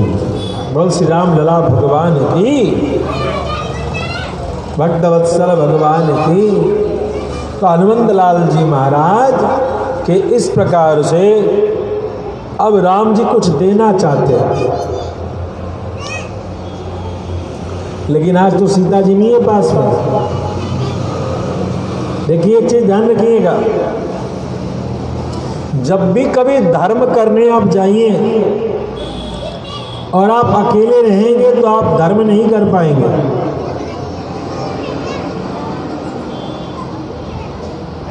एक तो शास्त्रगत दृष्टि से भी नहीं कर पाएंगे, दूसरा आपको भगवान आशीर्वाद देने वाले नहीं है। पूछिए क्यों? क्योंकि भगवान के मंदिर पे जो पुजारी है वो 10 गाली आपको देगा। नहीं समझे? पूछिए क्यों? क्योंकि कोई भी मर्द जल्दी से कहीं पर दान देने को तैयार नहीं होता है। वो तो हनुमान रामे जी नहीं, वो बेचारा तो जो कमाता है मालकिनी के पास स्टोर हो जाता है।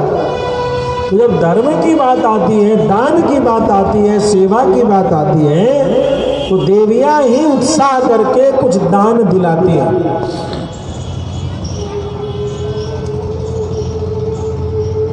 राम जी के पास माता जानकी थी, केवट के समय तुरंत अंगूठी, कुछ दीजिए ना जी। उस पार लाया, कुछ दीजिएगा नहीं? बाल बच्चा है इसका, भोजन पानी कैसे करेगा? आप बाबा जी बन गए तो सब बाबा जी बन जाएगा, दीजिए। यही तो कुछ कहा होगा, है? इसका तो परिवार है, कैसे खाएगा कमाएगा? तो राम जी कहते हैं मेरे पास कुछ है। अच्छा आपने लीजिए। ऐसी सिया जी आज दूसरी प्रसन्नता हनुमान ने दी है। कहा केवट और कहा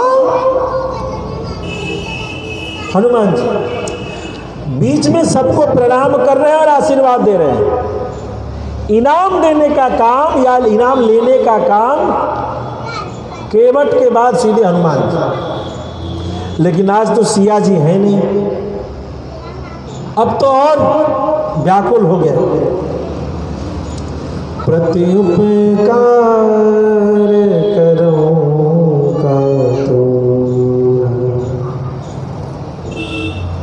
सन्मुख होय न सकत मन मोरा। प्रति उपकार करूं का तोरा। हे हनुमान, मैं तुम्हें क्या करूं? जानते हो मेरे मन में आज तुम्हें इनाम देने का मौका मन कर रहा है, लेकिन मैं ठहरा वनवासी, मेरे पास कुछ नहीं, मैं तुम्हें कुछ नहीं दे सकता। एष सर्वस्वभूतस्तु परिष्वंगो हनुमत मया कालमिमं प्राप्य दत्तस्तस्य महात्मनः। मैं तुम्हें कुछ दूं ऐसा मेरे पास कुछ नहीं। इस समय इन महात्मा हनुमान को मैं केवल क्या दे सकता हूँ?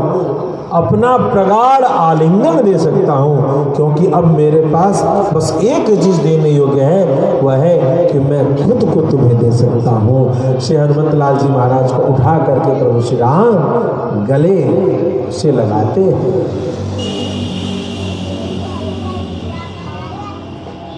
बोले भक्तवत्सल भगवान की। अब जो है भगवान श्री राम सुग्रीव से कह रहे हैं, सुग्रीव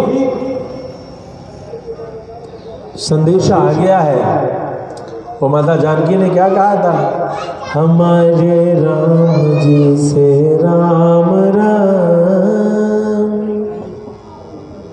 कहीं और हनुमान हो रे तुम कहीं और हनुमान हो रे तुम कहीं और हनुमान हमारे राम जी से राम राम कहियो रे। दीन दयाल बिरद संभारे हरहु नाथ मम संकट भारे। दीन दयाल बिरद संभारे हरहु नाथ मम संकट भारे। हनुमान जी ने माता जानकी का राम राम सुनाया और श्री राघवेंद्र सरकार ने सुग्रीव जी से कहा, हे राजन, अब हमें आगे बढ़ना चाहिए।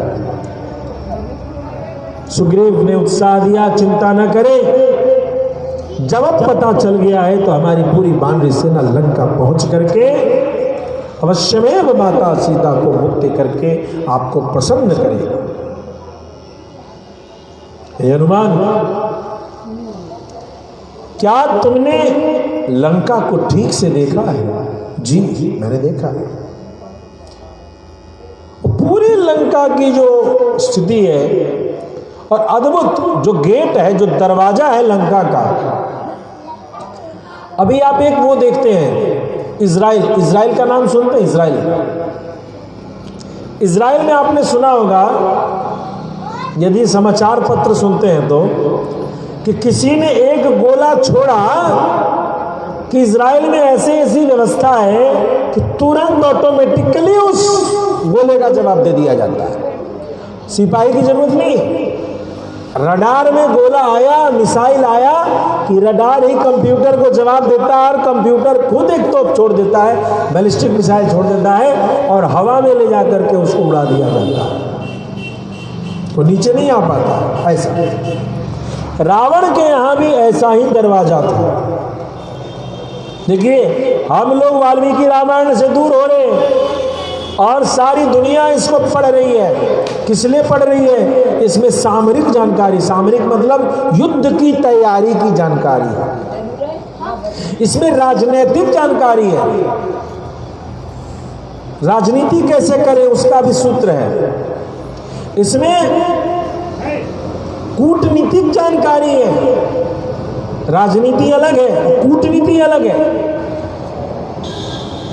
किसी बात से पेच फंसा करके अपना काम करना, कूटनीति। गुप्त, कहा कुछ और जाएगा, पीछे कुछ और रहेगा। तो ये कूटनीति, राजनीति, युद्ध नीति और इसके साथ साथ परिवार की नीति भी इसमें उपस्थित है। अब मैं आपको बता रहा हूं, जो इजराइल की सामरिक संरचना को जानते होंगे वो ध्यान से सुने। तत्रे सूपल यंत्राणि बलवंती महांति च आगतम प्रति सैन्यम कैस्तत्र प्रतिनिवार्यते।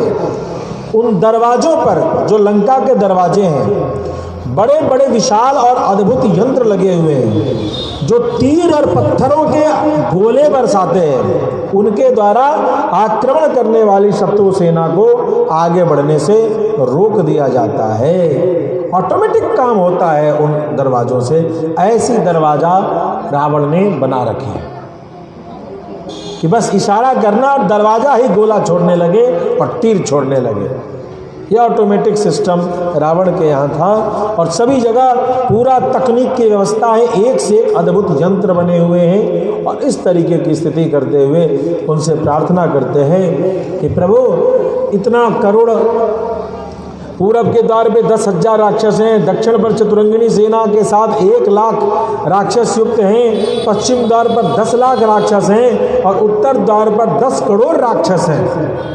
उत्तर द्वार यानी जिधर से हमको लड़ना है, उत्तर द्वार, जिधर लंका के उत्तर में क्या है? भारत है। उधर जो है 1 करोड़ राक्षस की नियुक्ति है और हमें लड़ना उधर है। तो इन सभी की संख्या और सारी तकनीक बताने के बाद हनुमान जी कहते हैं, स्वामी चिंता मत कीजिए। ते मया संक्रमा भग्नः परिखाश्चाव परिवृतः दग्धा च नगरी लंका प्राकारा चावसादिता बलैक देशा छपितो राक्षसानाम महात्मनाम। मैंने उस राक्षसों की सेना का 1/4 25% मैंने सत्यानाश कर दिया। कितना मारा है? कितना? 25% सेना को मैंने वध कर दिया।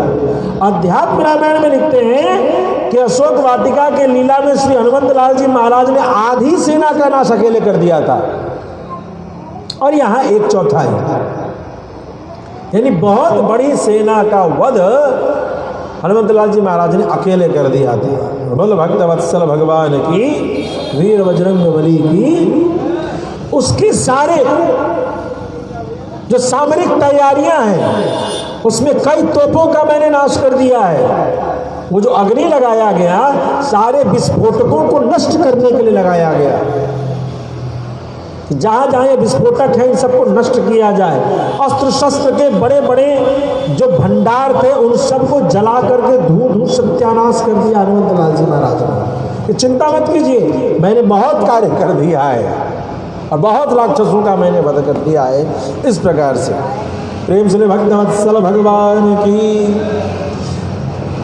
इन सभी बातों को विचार करके सारी सामरिक तैयारी, राजनीतिक तैयारी, कूटनीतिक तैयारी, सारे मनोबल को बनाने के पश्चात सब लोगों ने निर्णय किया कि अब हमें उस पार चलने की तैयारी, समुद्र किनारे चलना है। सभी लोग सारे बंदरों को नियंत्रण में लेते हुए कि सब लोग उस पार पहुंचते हैं समुद्र के किनारे। और समुद्र के किनारे भगवान श्री राम का जो है सो वहाँ पर विश्राम हुआ। सब लोग पहुँच गए और भगवान श्री राम यहाँ एक विरह की बात करते हैं। उस पार, समुद्र के उस पार लंका दिखता है और लंका के इस पार, समुद्र के इस पार भारत है और भगवान श्री राम इस पार हैं और बीच में समुद्र है और उस पार माता जानकी है। लेकिन इस पार से उस पार अभी कौन आ रहा है? तो हवा आ रही है। उस पार से इस पार क्या आ रहा है? हवा आ रही है। तो वो हवा से कह रहे हैं, वाही बात यथा कांता ताम स्पृष्ट्वा माम स्पृश त्वयि में गात्र संस्पर्श चंद्र दृष्टि समागम। ए हवा, इधर से उधर मत बहो, जाओ पहले मेरी सीता को स्पर्श करो और सीता को स्पर्श करके, वो मेरी प्राण वल्लभा है, मेरी प्राण उसी ने रक्षा कर रखी है, उसको रक्षा करके तब मेरे पास आना। इस दशा में तो तब तू मुझे स्पर्श करेगा, तब जाकर के मुझे ऐसा लगेगा कि मैंने चंद्रमा की शीतलता को प्राप्त कर लिया। इस भाव से क्या कह रहे हैं राम जी कि जितनी पीड़ित सीता है उससे बहुत ज्यादा तपता हुआ मैं हूं। चूंकि सीता जी को तो हनुमान जी का दर्शन हो गया और विश्वास हो गया कि जब एक हनुमान उड़ करके आ सकता है, उनको शीतलता मिल गई, लेकिन मुझे तो शीतलता तभी मिलेगी जब मैं सीता का दर्शन करूंगा। तो ही देखा ही शीतली भई छाती, पुनि सोई दिन पुनि सोई राती। इस प्रकार से चर्चा करते हैं। भगवान श्री राम कारुणिक हो जाते हैं। भगवान श्री राम को सुग्रीव आदि ने सांत्वना दिया है, इतना बड़ा विशाल समुद्र है, उस पार कैसे जाएंगे, इसकी चिंता भगवान श्री राम को दुखी कर देती है। हे सुग्रीव जी, हम सभी लोग यहाँ तो आ चुके हैं, मगर इस समुद्र का उल्लंघन करके उस पार सभी तो नहीं जा सकते। हनुमान जा सकता है, हमारी सेना में ऐसे कौन कौन से योद्धा हैं जो इस पार से उस पार जा सकते हैं। ऐसी चिंता के कारण जो है भगवान श्री राम शोक से व्याकुल होते हैं। महात्मा हनुमान जी ने लंका में जो अग्निकांड किया, जो जलाया, सबको जला करके जो भयभीत किया, उस दृश्य के बाद पूरी लंका थर थर कांप रही है और धीरे धीरे सबको ये सूचना मिल गई कि राम का दूत जो ऐसा करके गया, ये कौन है, कैसा है, इसका इसके सेना में कितना बल है। ये तो अपने बारे में बड़ा छोटा छोटा करके बात किया है, लेकिन इसके जो काम हैं, जो इसने घटना यहाँ घटाई है, यह घटना बड़ी भयानक है। ऐसी स्थिति में बड़ी चिंता का विषय है। रावण का मुख जो है लज्जा के कारण झुका हुआ है। क्यों? क्योंकि रावण ने पूरी नगरी को सजाया था, रक्षित किया था, जगह जगह से लूट लूट करके माल लाया था, और उसका भगवान लाल जी महाराज ने सत्यानाश कर दिया। अब इस बात से बड़ा दुखी है, वो सभी मंत्रियों से बैठ करके चर्चा कर। रावण क्या कहता है? मंत्री 3 प्रकार के होते हैं। मंत्री, जैसा मैंने कहा कि 2 राजाओं के बीच का ये विवाद है, एक तरफ राम और दूसरी तरफ रावण। रावण के पास सब कुछ है और राम लक्ष्मण अकेले वन में हैं। किस तरीके से हम चीप एंड बेस्ट काम कर सकते हैं? ध्यान दीजिएगा। कम से कम संसाधन, कम से कम HR ह्यूमन रिसोर्स, कम से कम इन संसाधनों से सबसे बेस्ट आउटपुट, सबसे ज़्यादा अच्छा परिणाम कैसे दे सकते हैं, इस बात को जानने के लिए राम को पड़े।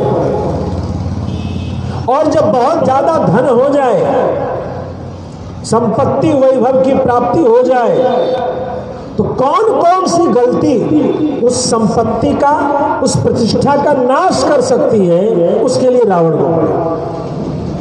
रावण को पढ़ने से आपको पता चल जाएगा कि आप कौन सी गलती न करें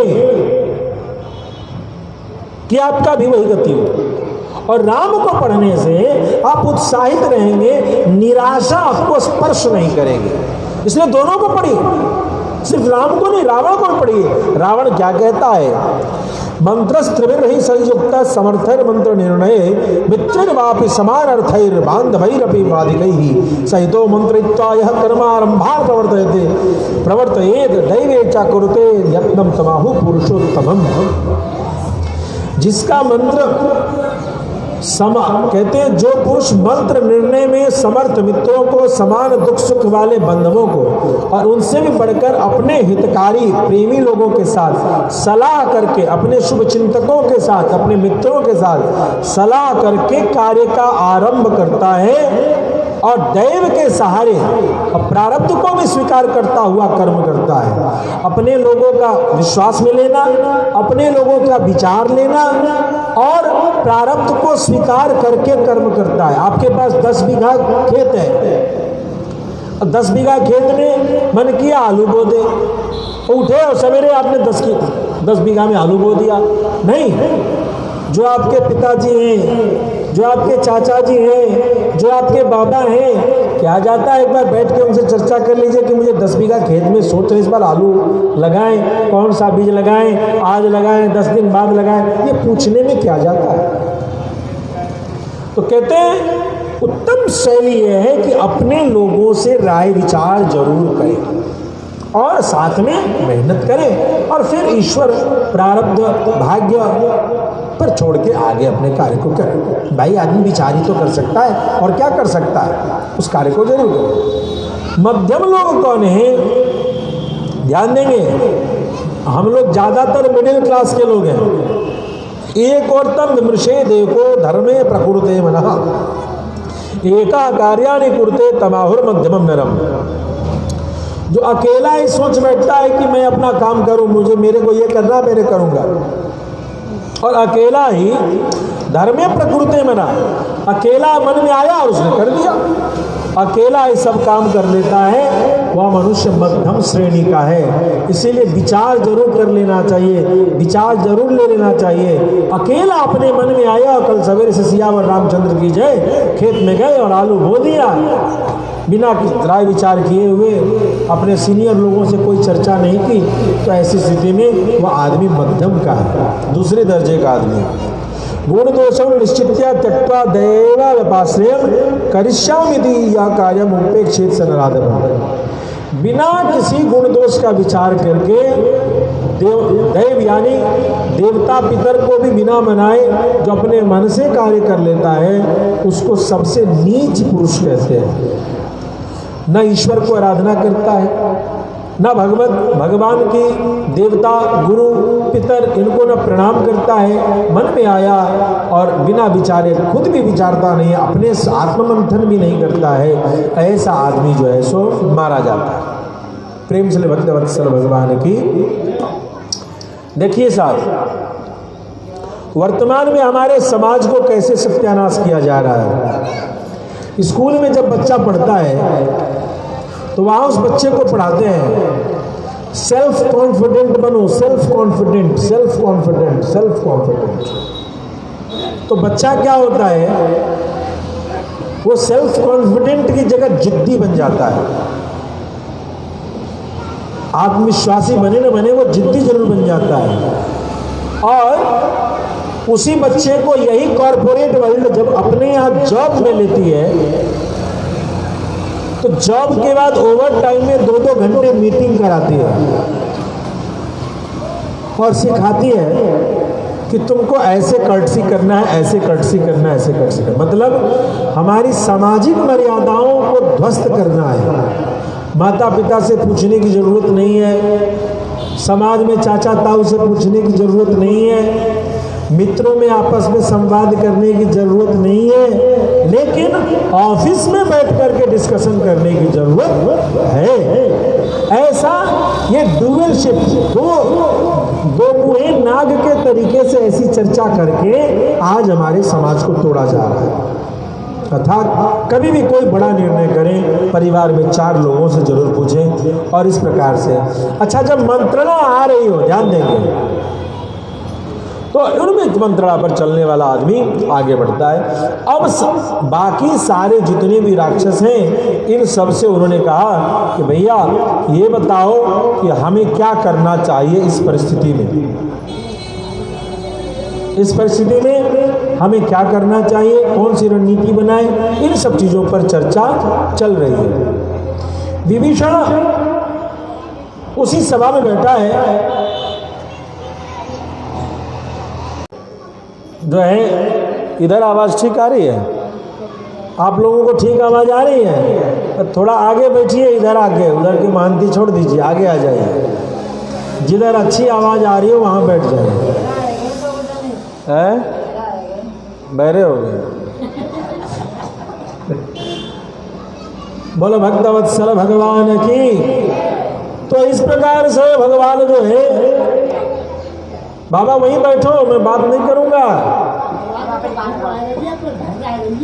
फिर वही बात मुझसे क्या कह रहे हो, कितनी बार कहो, फिर आओ उस कुर्सी पे जाओ, फिर आओ मेरे पास। भर्रा रही है, रंजीत भर्रा रहा है, मैं क्या करूं?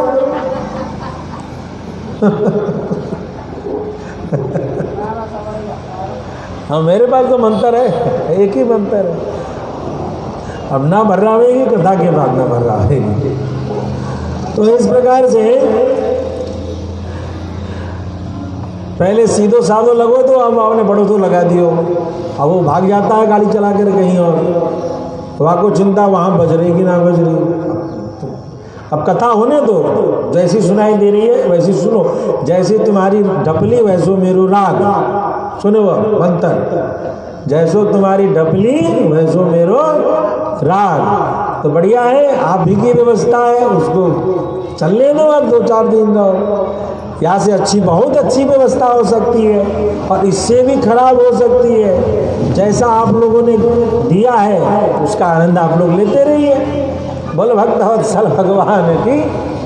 मैं क्या करूं?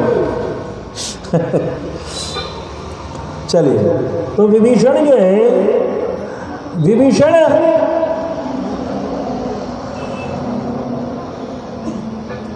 विभीषण ने रावण को कहा, देखिए भैया, किस शत्रु पे, ध्यान दीजिएगा, मार्क्सवाद का जन्म देने वाला सिद्धांत यहां है। माओवाद को पढ़ रहे हैं, माओवाद को पढ़िए। वैश्विक इतिहास में लेनिन ने क्या कहा था, वो बात आज निकल रही है। विभीषण कहता है, इसी बात को लेनिन ने कहा था जार और जरीना पे आक्रमण करने से पहले। आप कहते हैं रामायण यहीं भर है, रामायण की राजनीति के सूत्र सारे नेता पढ़ रहे हैं। देखिए विभीषण क्या कहता है, प्रवत्तेषु अभियुक्तेषु दैवेन प्रहृतेषु च विक्रमास्ताद सिद्ध्यन्ति परीक्ष विधिना कृतः। जो शत्रु असावधान हो, जो शत्रु असावधान हो, जिन पर दूसरे शत्रुओं ने आक्रमण कर दिया हो और भी शत्रुओं से वो परेशान हो, और जिसको बड़ा कोई बीमारी कोई समस्या आ गया हो, उस बात को बड़ी बाती जान करके जब आक्रमण किया जाता है तो विजय सहजता से मिलता है। ठीक है, ध्यान दीजिए, शत्रु असावधान है और दूसरा उस पर दूसरे लोग भी आक्रमण कर रहे हैं, और तीसरा वो निर्बल भी है। ऐसी स्थिति में जब आक्रमण करोगे तो तुम्हें विजय मिलेगा।